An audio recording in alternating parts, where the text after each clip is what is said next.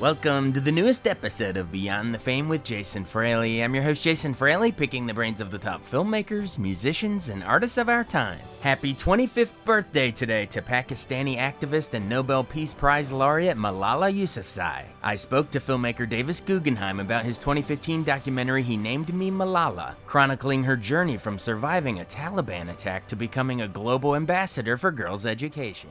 Now, as this thing is gestating in your mind, a couple major events happen. Not only was she shot and then later becomes the youngest ever Nobel Prize winner, but where in there did you start tracking her story and start formulating it as a doc idea?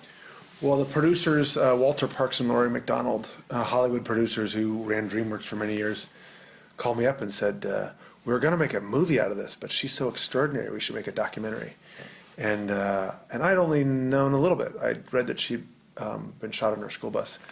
What I didn't realize was what an extraordinary story she has. Yeah. You know, she's named her father named her after this character, Malala of Maiwand, who rallied the Afghan troops to defeat the British at the Battle of Maiwand.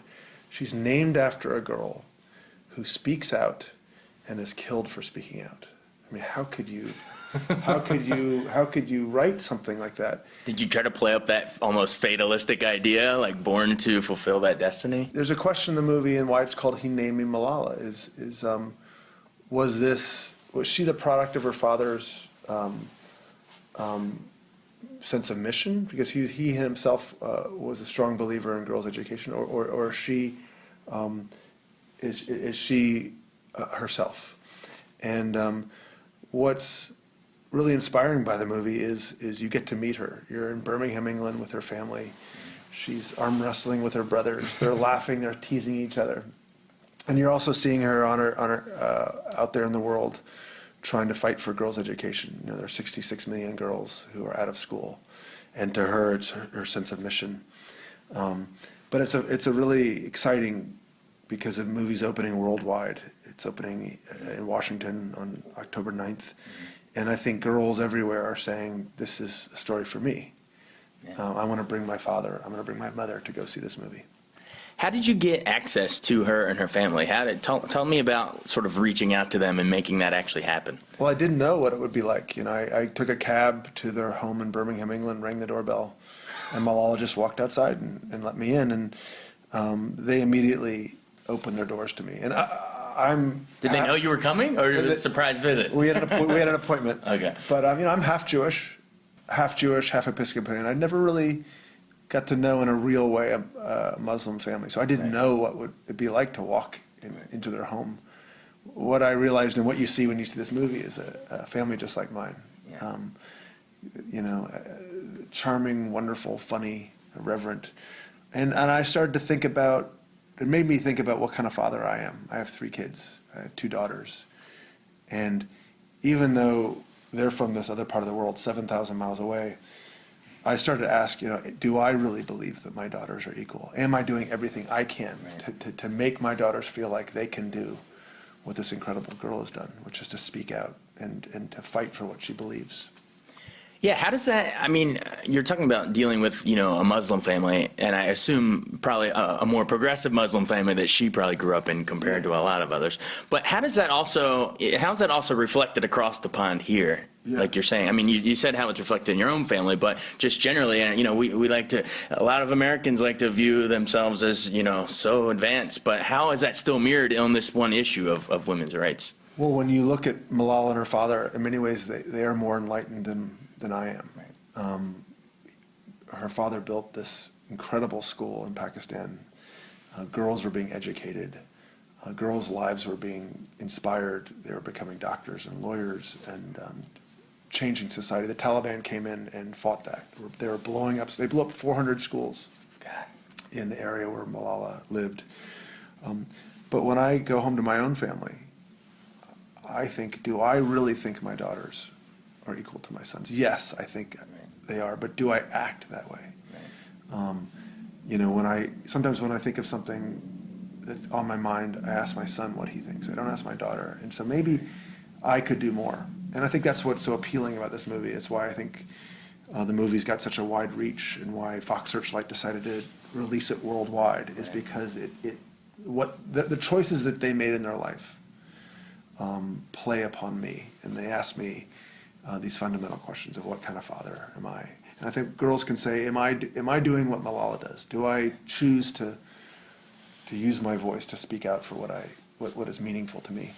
That's true, and that's how our audience is. That'll be our buy-in too. I mean, we'll all see that reflected in how we treat our own daughters and sisters and women in our lives. Tell me a little bit about Malala as a person, just what it's like being in the room with this light.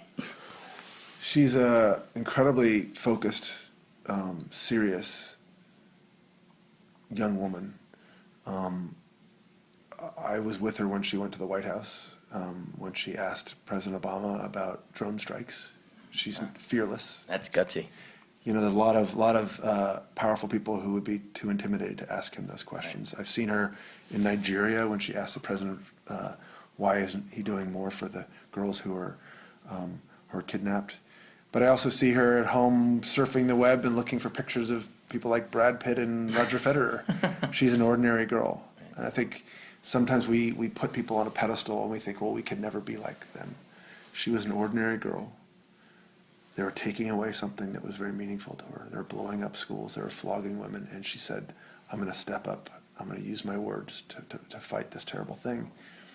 That's what's so incredible, is that, and it makes me wonder about myself.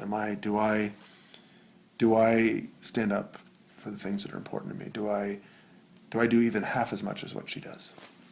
Yeah, it's the ordinary person doing extraordinary things, and that can be all of us, really. It can be all of us, and when you see the story, you realize that that's all it takes. Yeah. That what's extraordinary is courage, and speaking for what you believe, and that's what this movie's about.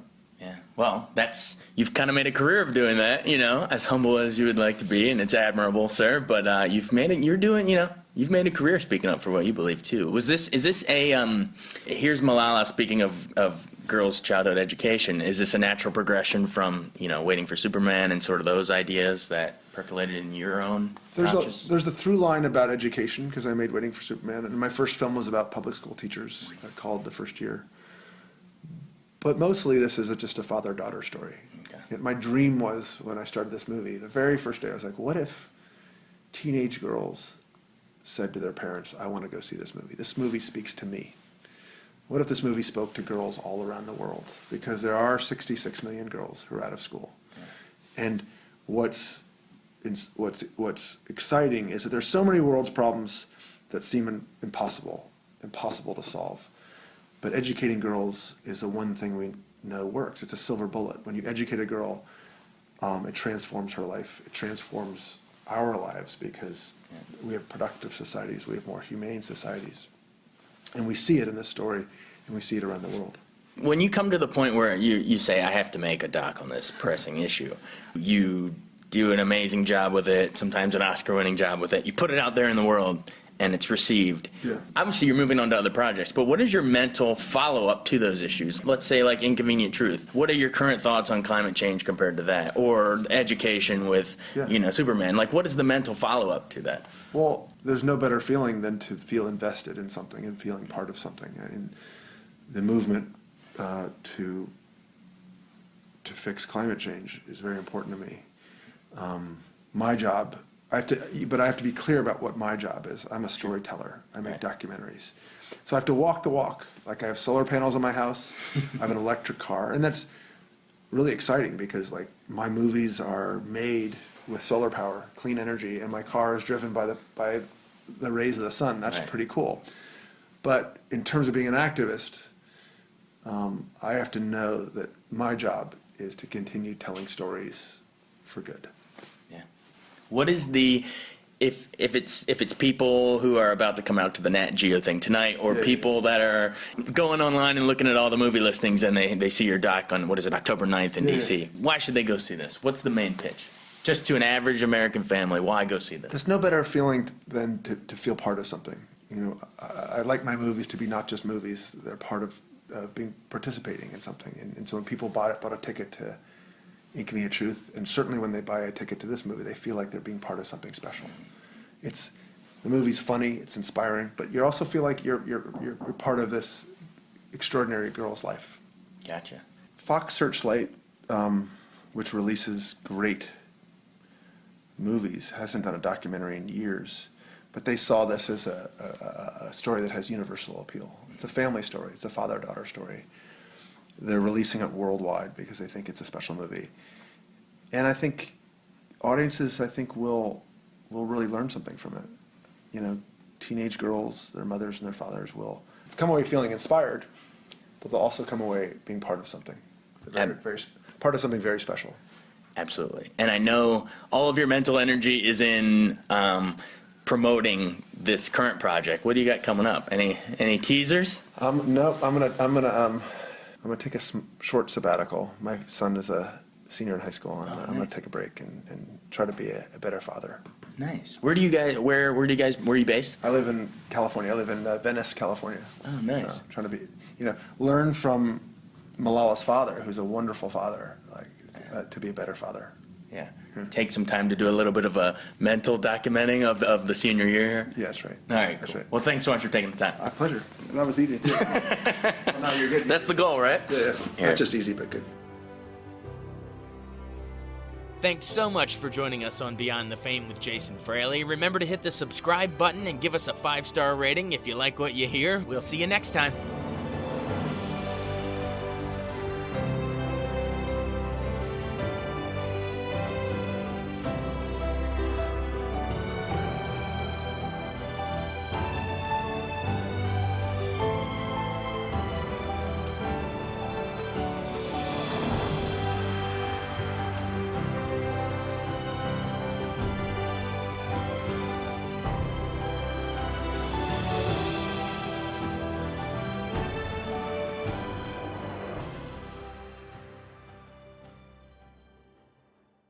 I wanted to take a second to tell you about an app I really enjoy. Living in the DC area is great, and Podcast DC gathers all of the local shows that I like all in one local app. Health, sports, local news, politics, and so much more. Podcast DC is the new local app with hundreds of DC area podcasts to choose from. I can earn exciting rewards just for listening and share the podcasts I love instantly. Available in the App Store or in Google Play, listen local with Podcast DC.